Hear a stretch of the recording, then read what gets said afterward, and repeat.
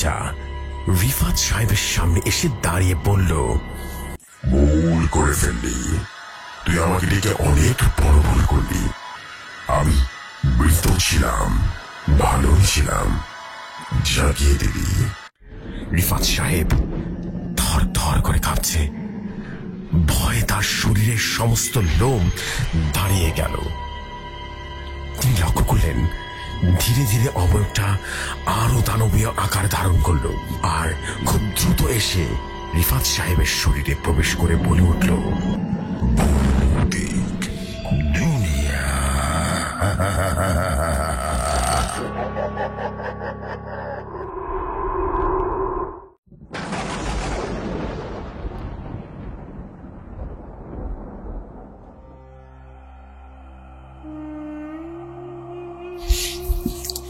যেভাবে লেখা আছে সেভাবেই পড়ছি। তিনি লিখেছেন, ভৌতিক দুনিয়ার জন্য ঘটনা। আসসালামু আলাইকুম জসু ভাই, আমি ইয়াসিন শুভ, আপনার ভৌতিক দুনিয়া এবং ভৌতিকতার একজন বিগ ফ্যান। আমি ওমর জিন এবং ইসমাইল জিনের ঘটনা খুব ভালো লাগে। আজ আপনাদের জন্য নিয়ে এসেছি আমার লেখা করিম হুজুরের ঘটনা এবং আজাজিনের ঘটনা। যাক, বেশি কথা না বাড়িয়ে সরাসরি ঘটনায় চলে যায়। আজ অনেকদিন পর হুজুরের সাথে দেখা করতে আসলাম। করিম হুজুর বসে বসে তসবি করছিলেন। করিম হুজুরকে দেখেই আমি বলে উঠলাম, আসসালামু আলাইকুম করিম হুজুর, আপনি কেমন আছেন? ওয়ালাইকুম আসসালাম, আমি খুব ভালো আছি, তুমি কেমন আছো? আমি বললাম, আলহামদুলিল্লাহ, আল্লাহর রহমতে অনেক ভালো আছি। করিম হুজুর তখন বলে উঠলো, অনেকদিন পর আজ দেখা করতে এসেছো। আমি বলে উঠলাম, করিম হুজুর, আমি কয়েকদিন ধরে কাজে খুব ব্যস্ত ছিলাম, তাই দেখা করতে পারছিলাম না আর কি। করিম হুজুর তখন বলে উঠলো, তো আজকে থাকবে নাকি? আমি বললাম, জি হুজুর, আমি আজ আপনার সাথে থাকবো, আপনার বন্ধুসিনের ঘটনা শুনবো, জাজিনের ঘটনা শুনবো। করিম হুজুর তখন বলে উঠলো, বুঝতে পেরেছি, তাহলে রাতে ইনশাআল্লাহ। আমি বলে উঠলাম, ঠিক আছে হুজুর। রাতে আমি আর করিম হুজুর একসাথে খাওয়া দাওয়া শেষ করলাম। করিম হুজুর বলে উঠলেন, শুভ, আজ তোমাকে আমার প্রিয় বন্ধু জিনের ঘটনা শোনাবো, যার নাম শুনলে সবাই কেঁপে কেঁপে যায়। বলা হয় জিন জগতের মধ্যে সবচাইতে ভয়ঙ্কর শয়তান, যার নাম জাজিন। করিম হুজুর বলে উঠলো, মন দিয়ে শোনো, আমি ছোটবেলা থেকে মাদ্রাসায় পড়াশোনা করেছি। আমি সবসময় আল্লাহ পাকে খুব মনে প্রাণে বিশ্বাস করি। প্রতিদিন 5 ওয়াক্ত নামাজ পড়ি আর কবিরাজি করি। প্রতিদিনের মতো আমি আসরের নামাজ শেষ করে জিকির করছিলাম। এমন সময় আর লোক কান্না করতে করতে আমাকে সে ডাক দিল, বলল, আসসালামু আলাইকুম করিম হুজুর, আমি অনেক বড় বিপদে পড়ে গেছি, আমাকে সাহায্য করুন, না হয় আমার বাচ্চা মেয়েটা হয়তো মারা যাবে, দয়া করে সাহায্য করুন। আমি বললাম, শান্ত আমাকে বলুন তো কি হয়েছে। লোকটি আমাকে বলা শুরু করলো, হুজুর, আমরা জামাই বউ আর একটা মেয়ে, আমরা 3 জন। আমার মেয়েটা খুব ছোট আর ওর নাম শারমিন, সবাই খুব আদর করে। আমার ছোট মেয়ে নদীতে গোসল করতে খুব পছন্দ করে, এর জন্য আমি ওর মা বাবা সবসময় বকাবকি করি, কিন্তু ও আমাদের একটা কথাও শোনে না। একদিন ও নদীতে গোসল করতে যায়, ওর সাথে ওর বন্ধুরাও ছিল, কিন্তু সবাই একসাথে গোসল করছিল। ওরা সবাই দেখলো পাশে শারমিন নেই, কেউ কোথাও খুঁজে পাচ্ছে না। তখন সে বাচ্চাগুলি আমাদের পাশে চলে আসলো, আর বাচ্চাগুলি বলে উঠলো, শারমিনকে খুঁজে পাচ্ছি না। এটা শুনে আমি সাথে সাথে আমাদের গ্রামের 3 থেকে 4 জন মিলে নদীতে অনেকবার ডুব দিলাম। আমি আমার মেয়েকে খুঁজে পেলাম না। হুজুর কোথায় গেল বুঝতে পারছি না। হুজুর, আমার ভীষণ ভয় করছে, একটা মাত্র মেয়ে কোথায় যে চলে গেল কিছুই খুঁজে পাচ্ছি না। হুজুর, আমাদের সাহায্য করুন আমার মেয়েকে খুঁজতে। এই বলে কান্নাকাটি শুরু করলো। আমি তখন তাকে বললাম, কান্না থামান, আমি দেখছি ব্যাপারটা কি করা যায়।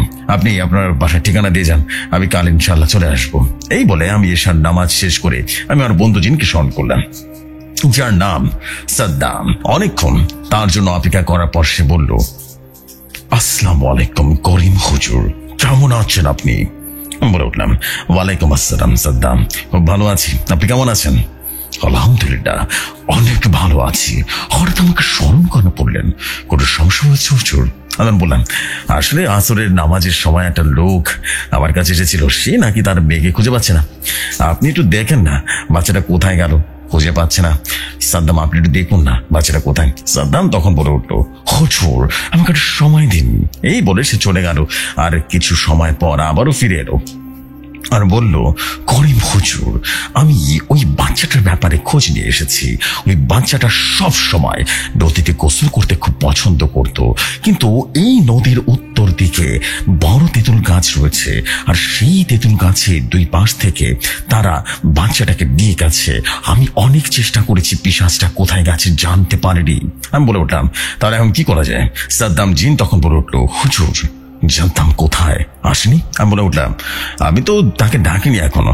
সাদ্দাম তখন বলে উঠলো, হুজুর তাকে ডেকে দেখেন, যদি কোনো সাহায্য করতে পারে।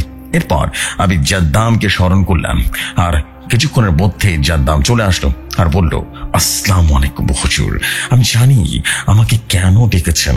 হুজুর, বাচ্চা মেয়েটাকে নদীর ধারের রাস্তা দিয়ে জঙ্গলে নিয়ে গেছে, আমাদের এক্ষুনি যাওয়া উচিত বাচ্চাটাকে বাঁচানোর জন্য। হুজুর আপনি শুধু চোখটা বন্ধ করুন। সাদ্দাম বা জাদ্দামের কথা মতো আমি চোখটা বন্ধ করে ফেললাম, আর কিছুক্ষণের মধ্যেই সে জঙ্গলের ভেতরে চলে গেলাম। হুজুর চোখটা খুলুন, আমরা এসে পড়েছি। এইটা শোনার পর আমি সাথে সাথে আমার চোখটা খুলে ফেললাম, আর আমি আমার চোখটা খুলে যা দেখতে পেলাম তা অনেকটা এমন ছিল। আমার সামনে একটা চোরা তেঁতুল গাছ। আমি জাদ্দামকে বললাম, এখানে তো কেউ নেই। জাদ্দাম বলল, হুজুর এই জায়গাটা ভালো মতো দেখেন, এই জায়গাটা মন্ত্র দিয়ে বন্ধ করা আছে। হুজুর আপনি এই জায়গাটার বন্ধনটা নষ্ট করে দিন। তখন আমি আমার মন্ত্র দ্বারা জায়গাটার বন্ধন, আশেপাশে হাজারো কালো ছায়া রীতিমতো ঘোরাফেরা করছে। এইটা দেখে আমি তাড়াতাড়ি তাদের সামনে গিয়ে বলে উঠলাম, এই শয়তানরা, বাচ্চারা কি করছিস? হ্যাঁ, ছেড়ে দে, ছেড়ে দে। তখন কানা ছায়া করে আমার দিকে চেয়ে বলল, কি রে শয়তানের বাচ্চা, হুজুর এখানে কোথা থেকে আসলি? বরণের শখ লেগেছে বুঝি? তুই আমাদের কাছে বাধা দিতে এসেছিস। সত্যি বলছি, তোকে শয়তানের নামে বলি দিয়ে দিব। যদি নিজেকে বাঁচাতে চাস চলে যা এখান থেকে, চলে যা। আমিও রাগে রীতিমতো গজ গজ করতে করতে বলে উঠলাম, শয়তান পিশাচ, আমাকে মারবি? তোদের সবাইকে আজ দেখে নেবো, আমি সবাইকে আমি মেরে ফেলবো। এই শুনে কালো ছায়াগুলো রীতিমতো একটা দানব তৈরি হয়ে গেল, আর যখনই আমাকে মারতে যাবে ঠিক তখনই সাদ্দাম আর জাদ্দামের সামনে এসে দাঁড়ালো, আর দুইজন খুব রাগান্বিত ভাবে বলে উঠলো, শয়তান পিশাচ, তোদের কত বড় সাহস, তোরা আমার বন্ধুকে হুমকি দিস, আজ তোদের এক একটাকে পিষে ফেলবো। এই বলে সে দানবগুলির সাথে যুদ্ধে নেমে পড়লো। সাদ্দাম আর জাদ্দাম তাদের ভয়ঙ্কর রূপে চলে আসলো, বিশাল বড় ভয়ঙ্কর রূপে চলে আসলো। তাদের দুজনের হাতে ছিল জ্বলন্ত তলোয়ার। যুদ্ধ লেগে গেল। দুজন কোনোভাবে পেরে উঠতে পারছিল না সেই পিশাচগুলির সাথে। এই পিশাচগুলো অনেক বেশি শক্তিশালী ছিল। সাদ্দাম আর জাদ্দাম কিছুতেই পেরে উঠছিল না। মনে হচ্ছিল তাদের মারাই যাচ্ছিল, তারা শুধু বের হয়ে যাচ্ছিল। দুইটা মারলে, চারটা মারলে 10টা হয়ে যাচ্ছিল, কোনোভাবেই তাদের মারা যাচ্ছিল না। তবে যেন শেষ হচ্ছিল না। তাদের সাথে যুদ্ধ করতে করতে একটা সময় জাদ্দাম আর সাদ্দাম অনেকটা আহত হয়ে যায়। সাদ্দাম হঠাৎ আমাকে দেখে বলে উঠলো, হুজুর তাদের সাথে ভাবে আমরা পেরে উঠতে পারবো না, আমাদের এখান থেকে যেতে হবে, পরে সে বাচ্চাটাকে নিব। এর মধ্যে সাদ্দাম আর জাদ্দাম একসাথে বলে উঠলো, হুজুর চোখ খুলুন। আমি সাথে সাথে চোখ খুলে দেখলাম আমি আমার ঘরের ভিতরে উপস্থিত হয়ে গেছি। সাদ্দাম আর জাদ্দামকে বললাম, কি হয়েছে আপনারা? তাদের সাথে পেরে উঠতে পারছিলেন না কেন? সাদ্দাম আর জাদ্দাম একসাথে বলে উঠলো, হুজুর তারা আমাদের থেকে অনেক বেশি শক্তিশালী, আমরা কিছুতেই তাদের শেষ করতে পারছি না। তখন আমি বললাম, তাহলে বাচ্চাটাকে কিভাবে বাঁচাবো? কোনো উপায় তো খুঁজে পাচ্ছি না, আপনারা দুজন বলুন কি করব? হঠাৎ করে সাদ্দাম আর জাদ্দাম একসাথে বলে উঠলো, হুজুর এই বিপদ থেকে আমাদের রক্ষা করতে পারে শুধুমাত্র একজন। আপনি জানেন সে কে? আমরা ওটা বুঝলাম না, আপনারা কি বলতে যাচ্ছেন বলুন তো। হ্যাঁ হুজুর, আমাদের প্রিয় বন্ধু, সবচাইতে প্রতাপশালী, সবচাইতে ভয়ঙ্কর জান জিন, সেই পারবে আমাদের বিপদ থেকে রক্ষা করতে। হুজুর আপনি ডাকুন তাকে। আমি রাগান্বিত হয়ে বললাম, কি বলছেন আপনারা দুজন? আপনাদেরকে মাথা ঠিক আছে? আপনারা জানেন ও হলো সবচাইতে বেশি রাগী, ইভেন শয়তান। ওর অনেক বড় শয়তান, যার নাম শুনে আমার বুক কেঁপে ওঠে। আপনি নাকি বলছেন ওকে ডাকবো? সাদ্দাম এবং জাদ্দাম একসাথে বলে উঠলো, এছাড়া আর কোনো উপায় নেই হুজুর, এছাড়া আর কোনো রাস্তা নেই। আমি বললাম, কিন্তু সে সবকিছু ধ্বংস করে দেয়, আর আপনারা তো জানেন আসলে আপনাদের অনেক বড় বিপদে ফেলে দেয়। সাদ্দাম এবং জাদ্দাম বলল, হুজুর আপনি ডাকুন না, এছাড়া আর কোনো উপায় নেই। আমি বললাম, তো সে তো সবকিছু ধ্বংস করে দিবে। তখন সে বলল, ডাকুন হুজুর, সামলাতে পেরেছি, আমরা অবশ্যই তাকে সামলাতে পারবো। আমাদের বিশ্বাস নিজেকে সে এতদিনে পরিবর্তন করেছে। আমি বলে উঠলাম, ও যখন আসে তখন বাড়ি থেকে জ্বলন্ত লাভা তৈরি হয়ে যায়, তার বন্দুক ঘোড়া জানেও চারিদিকে রীতিমতো ঘুরতে থাকে। সেটা যদি দেখে না তাহলে বুক কিন্তু কেঁপে কেঁপে উঠবো। তখন সাদ্দাম এবং জাদ্দাম বলল, হুজুর আপনি তাকে ডাকুন। আমি ধ্যানমগ্ন হয়ে স্মরণ করা শুরু করলাম, মন্ত্র করে উচ্চারণ করছিলাম আর ডাকে ডাকছিলাম, কিন্তু কেন জানি সে আমার ডাকে আসছেও না। এমন করে অনেকক্ষণ হওয়ার পর হঠাৎ যেন মনে হচ্ছিল আমার ঘরটা পুরোটা কেঁপে কেঁপে উঠছে, আমার ঘরের সবকিছু ভেঙে চুরমার হয়ে যাচ্ছে। এটা দেখে সাদ্দাম এবং জাদ্দাম রীতিমতো ভয়ে একটা কোনো দাঁড়িয়েছিল আর চারপাশে দেখছিল। পায়ের মাটিগুলোর হঠাৎ করে রীতিমতো ফেটে ফেটে আলাদা আলাদা হয়ে যাচ্ছিল। মাটি থেকে জ্বলন্ত লাভা যেন বেরিয়ে আসছে, আর জ্বলন্ত লাভা তৈরি হয়ে একটা ঘোড়া বের হয়ে আসলো যার নাম জেনি। আর সে চারপাশে দৌড়াতে লাগলো আর কিছুক্ষণের মধ্যে ভ্যানিশ হয়ে গেল। তখনই হঠাৎ করে ঝড় শুরু হয়ে গেল, আকাশ পাতাল রীতিমতো কেঁপে কেঁপে উঠলো, বিদ্যুৎ রীতিমতো বেরিয়ে আসছিল। সে বিশাল বিশাল বড় বড় অনেকগুলো বিদ্যুৎ একসাথে হয়ে বাটি ভেদ করে জ্বলন্ত আগুনের লাভার ভেতর থেকে পড়লো। আর তখনই আগুনের লাভাগুলো মাটি ভেঙে বের হয়ে আসলো। আগুনের লাভা দ্বারা বিশাল ধরনের দানব, বিশাল ভয়ঙ্কর শয়তান এসে পড়লো, যার নাম হচ্ছে আজান। সে এসে পড়েছে। কিছুক্ষণের মধ্যেই সবকিছুই স্বাভাবিক হয়ে উঠলো। পুরো ঘরটা সুঘ্রাণে যেন ভরে গেল। এমন ঘ্রাণ মানুষকে মুগ্ধ করে দিতে পারে। আর সেই জ্বলন্ত আগুনের লাভা থেকে বেরিয়ে এলো এক মধুময় চেহারা নিয়ে একটা লোক, যার চেহারা দেখে যে কোনো মানুষ রীতিমতো প্রেমে পড়ে যাবে। এতটা সুন্দর, যাকে দেখে সবকিছু ভুলে থাকা যায়। কি তার চেহারা, কি তার রূপ! আমি শুধু তার দিকে চেয়েছিলাম, সব ভুলে গিয়েছিলাম। হঠাৎ বোধময় কণ্ঠে সে যেন বলে উঠল, আসসালামু আলাইকুম, কেমন আছো? তুমি অনেক বছর পর মনে পড়লে আমাকে বুঝি। তখন আমি বলে উঠলাম, ওয়ালাইকুম আসসালাম। আমি তো আপনাকে সবসময় মনে করি, আর আপনি যখন আসেন সবকিছু ধ্বংস করে দেন, তাই অনেক ভয় আমার বুক কেঁপে কেঁপে যায় আর কি। সেই আজান জিন তখন বলল, করিম, এই দীর্ঘ অনেক বছর আমি আমার নিজের ভিতরে অনেকটা পরিবর্তন নিয়ে এসেছি। এখন থেকে আমি ভালো খারাপ সবকিছুই নিজের ভেতরে পরিবর্তন করতে পারি। যা কি হয়েছে তোমার এত বছর পর আমাকে কেন স্মরণ করলে বলো? আমি শুধু শুনছিলাম, কিন্তু আমি কিছুই বলতে পারছিলাম না। হঠাৎ পাশ থেকে সাদ্দাম বলে উঠল, একটা বাচ্চা মেয়েকে বাঁচানোর জন্য। তখন আজান জিন বলে উঠল, বাচ্চাটা কার বাচ্চা? কি হয়েছে তার, আমাকে খুলে বল। তখন আমি বলে উঠলাম, দুটো পিশাচ ওই বাচ্চাটাকে তুলে নিয়ে গেছে। আমি সাদ্দাম জাদ্দাম এবং পিশাচের সাথে যুদ্ধ করেছি, কিন্তু তারা কিছুতেই মরছিল না। তাদেরকে মারছি, তারা বারবার বেড়ে বেড়ে যাচ্ছিল, কোনোভাবে সম্ভব হচ্ছে না। কিন্তু কেন বুঝতে পারছি না। আমার কথা শুনে আজান জিন তখন বলে উঠল, করিম, আমাকে সময় দাও, ব্যাপারটা আমি দেখছি।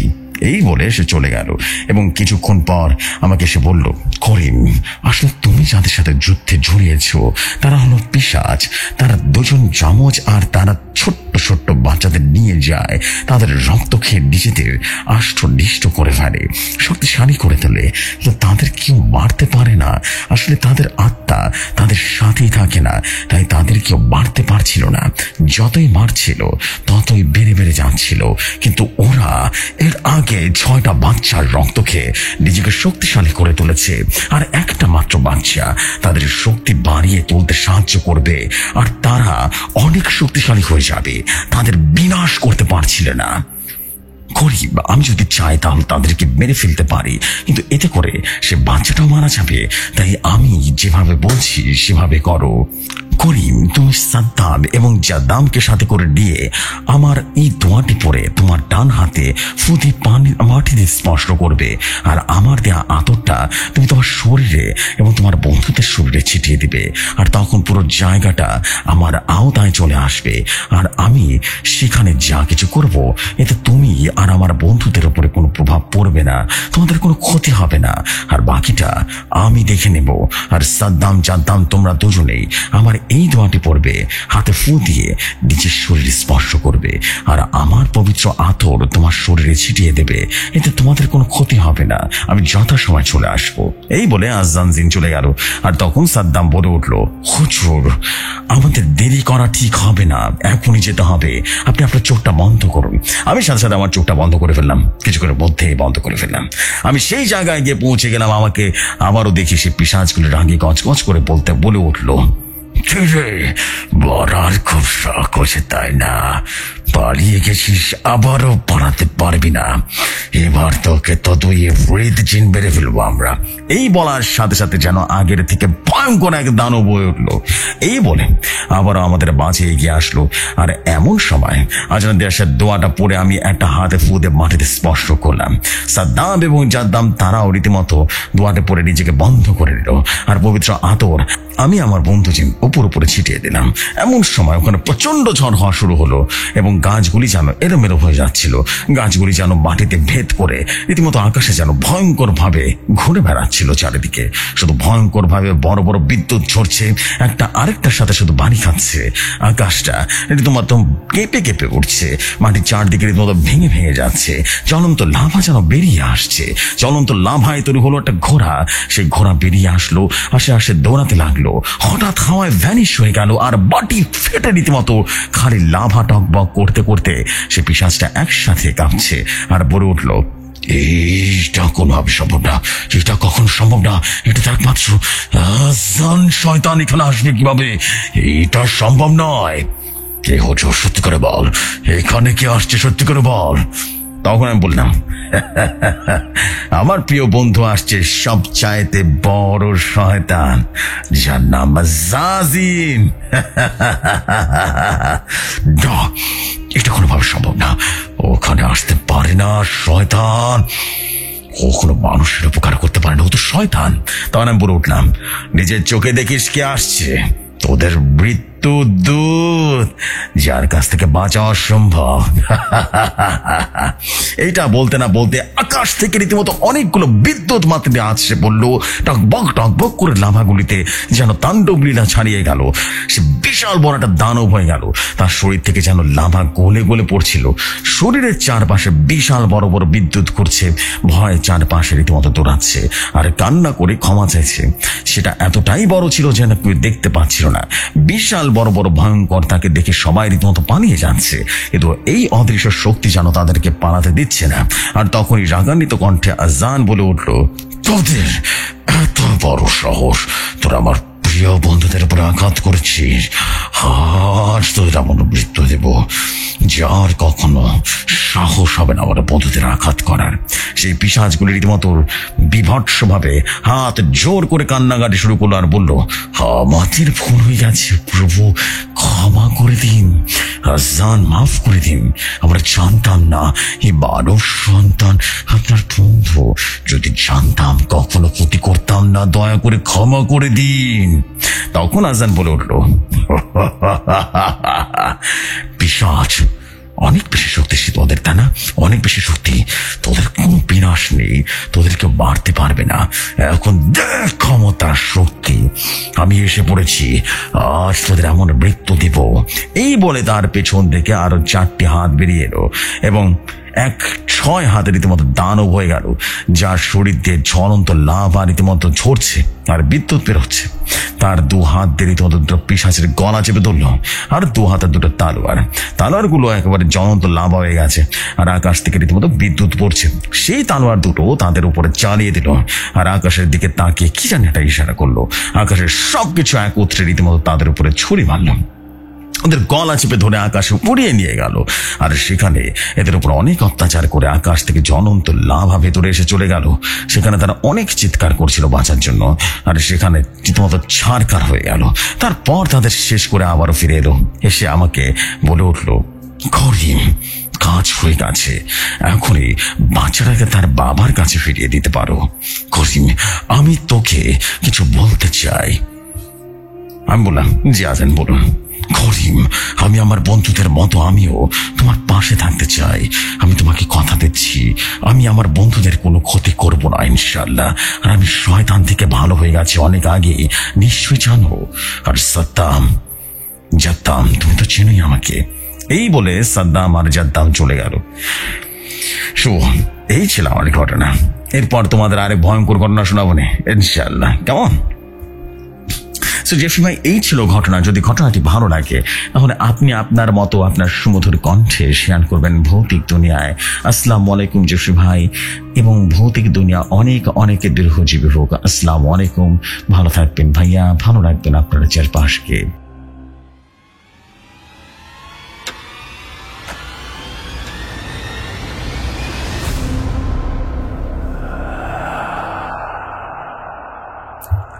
Thank you so much, thank you very very much ভাইয়া ফর দিস অ্যামেজিং স্টোরি। সত্যি কথা বলতে অনেক অনেক আমি আনন্দিত যে আপনার সাথে কাজ করতে পারছি এবং আপনার স্টোরিটা যে শেয়ার করতে পারছি, আমি সত্যি অনেক বেশি আনন্দিত। আপনার স্টোরিটা অসম্ভব রকম ভালো ছিল।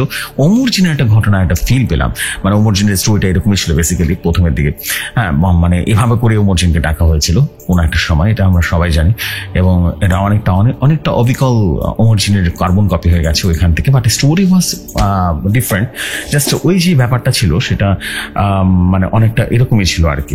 সো আশা করছি আপনারা সবাই বুঝতে পেরেছেন। আশা করছি this is amazing, super amazing story. এবং আই বিলিভ যে আপনাদের কাছে আজকের এপিসোডটা ভালো লাগবে এবং ভালো লাগছে। সত্যি কথা বলতে আমার কিছু করার নেই, আজকের এপিসোডটা অনেক ছোট, বিকজ আমার আজকে অনেক বেশি সময় চলে গেছে এবং আমি আসলে সময় মতো করে উঠতে পারিনি এপিসোডটা। বাট কালকে কিন্তু আপনাদের জন্য একটা বড় এপিসোড অপেক্ষা করছে। আপনাদের জন্য শুধু বড় এপিসোড না, বেশ বড়ই একটা এপিসোড অপেক্ষা করছে ইনশাআল্লাহ। তখন দারুণ কিছু আপনারা পাবেন। সো এই হচ্ছে বিষয়। আজকের এপিসোড বেশি বড় না, ছোট, বাট আপনারা যেটা করবেন সেটা হচ্ছে কমেন্ট করে জানাবেন যে কেমন হয়েছে আজকের এপিসোড। আশা করছি আপনাদের বেশ ভালো লেগেছে। আর দেরি করবো না, এখনকার মতো এখানে বিদায় নিচ্ছি। যাওয়ার আগে প্রতিবারের মতো বলবো, সেটা হচ্ছে আপনারা চাইলে কিন্তু ভৌতিক দুনিয়ার ঘটনা পাঠাতে পারেন। ঘটনা পাঠানোর দুটোই বই আছে, এটা ইমেল আর এটা হচ্ছে হোয়াটসঅ্যাপ। ইমেল আইডিটা হচ্ছে ভৌতিক দুনিয়া @gmail.com, BHOUTIKDUNID@gmail.com, and WhatsApp number হচ্ছে 04409301111। অবশ্য দুটি ক্ষেত্রে প্রথমেই লিখবেন ভৌতিক দুনিয়ার জন্য ঘটনা, এটা লিখে দেন ঘটনায় চলে যাবেন। This is the fact. আর দেরি করবো না, এখনকার মতো এখানে বিদায় নিচ্ছি। কথা হবে আগামীকাল ইনশাআল্লাহ, দারুণ কিছু নিয়ে আসবো আবারও। ততক্ষণ সবাই ভালো থাকুন, সুস্থ থাকুন। আসসালামু আলাইকুম।